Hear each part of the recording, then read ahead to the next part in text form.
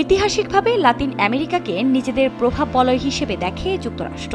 1823 সালের মার্কিন president James Munro doctrine নীতি ঘোষণা করেন। এই নীতিতে বলা হয়েছিল যে যুক্তরাষ্ট্র ইউরোপীয় যে কোনো বিষয়ে আর হস্তক্ষেপ করবে না, তবে পুরো পশ্চিম গোলার্ধ তাদের প্রভাবের আওতায় থাকবে।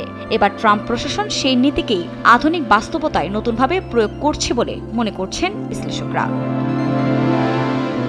এই নীতির আলোকে ওয়াশিংটন ভেনেজুয়েলায় রাশিয়া, চীন ও ইরানের মতো শক্তির উপস্থিতিকে সরাসরি হুমকি হিসেবে দেখছে। ফলে দেশটিতে তাদের প্রভাব ঠেকাতে রাজনৈতিক চাপ, কূটনৈতিক বিচ্ছিন্নতা এবং কঠোর নিষেধাজ্ঞা আরোপ করেছে যুক্তরাষ্ট্র।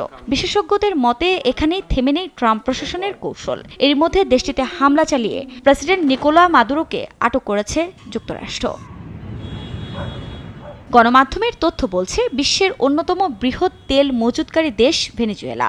এই বিপুল জ্বালানি সম্পদ এবং কৌশলগত ভৌগোলিক অবস্থান যুক্তরাষ্ট্রের আগ্রহ আরও বাড়িয়ে তুলেছে। বিশ্লেষকদের মতে মনরো ডক্ট্রিনের ছায়ায় ট্রাম্প প্রশাসন একদিকে যেমন জ্বালানি নিরাপত্তা নিশ্চিত করতে চাইছে, অন্যদিকে তেমনি লাতিন আমেরিকায় যুক্তরাষ্ট্রের ভূ রাজনৈতিক আধিপত্য আরও সুসংহত করার লক্ষ্য নিয়েই এগোচ্ছে। আফরিন মৌ, নিউজ 24।